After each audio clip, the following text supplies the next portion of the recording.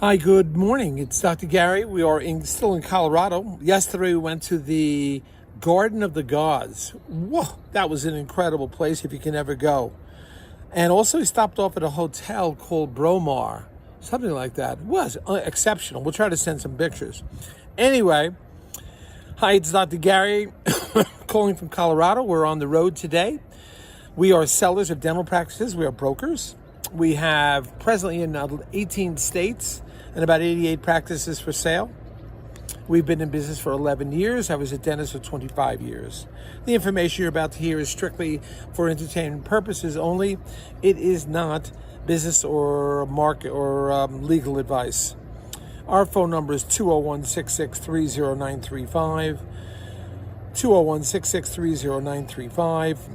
Our website is dentalpracticeguide.com. dentalpracticeguide.com. So please look that up. You can see our testimonials and everything else about us. But after 11 years, we built quite a team. We have 8 employees, including 2 CPA accountants. And of course, we work 363 days a year. We only take off Christmas and Easter. So we're here to help you as a buyer and seller. Certainly, we sell many, many practices, and the sellers, whether you have a small practice or a very large practice, we can accommodate you because of our team that we have. Especially if you'd like to sell to a DSO, please call us first because we don't charge a commission. The DSOs pay our commission, and we are independent, but we can pick and choose the best DSOs. And when you work with us, often we can get your legal fees reimbursed if you choose the right attorney at reimbursed at closing. We try to do the best we can for that.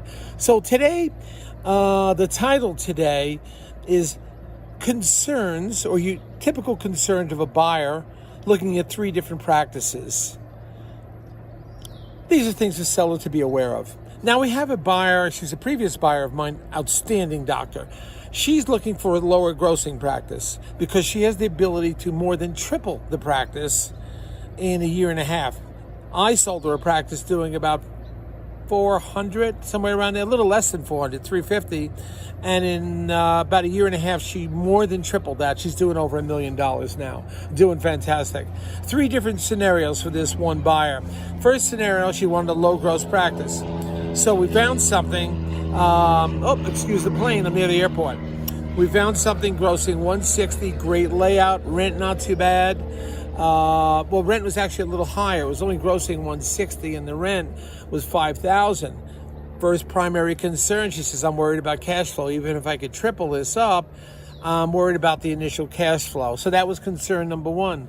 Now we move on to the second practice. It was a building grossing about $275, self-standing building, $275 gross, 3 operatories only. Concern there was, and these are all live information. I don't make these things up. We're just too busy for that.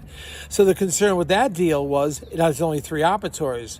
So she's contacting the town to see what they could do as far as expansion. Are they going to make her do a handicap ramp type thing or make the office become handicapped? Because it can be grandfathered, but if you start making changes, because she wants to expand it, and the only way to expand it is blow out the side of the building. She wants minimum 4 operatories. Buyers want those operatories. Everybody wants 4+ operatories. If it's a DSO, it's 5+ operatories. And then the last thing the doctor's looking at, my buyer, the last thing she's looking at is a practice that had about 4 ops, beautiful parking lot, grossing about $475 plus. And the only issue, obviously, they didn't reopen. Since COVID, they didn't reopen. I know you'll say, well, all the patients are gone. Well, he's kept the phone lines open, and I think there's some patients, and maybe a small percentage, yes, small patients that can be recoup. Because this buyer has 11 years experience, very well poised, outstanding personality. I think she could reopen that practice, so to speak. Of course, she's buying it more for the real estate. She was looking for real estate, and she's probably going to pay a little bit above the cost of the real estate for the practice. Since the patients have left, she doesn't want to take that chance. But the issue she's having there is just getting her arms around how many of those patients can she reactivate. It depends on the area. Maybe in an affluent area, they'll all disappear. But in a middle class, the blue collar area, I think you may retain some percentage, maybe 15%, possibly 20%, when the patients are informed that you've reopened again. and then the same staff is going to be there. Possibly we can bring it back. But those are the three issues my buyer is dealing with, and how she's handling each one, and what the dilemma is with each one, what her plan is. She's very open-minded, great buyer. But as a seller, we wanted to portray a case study, and this is an active one that we have right now that we wanted to share with you. All right? Well, team, we're off to go see some sightseeing today after we see a few offices.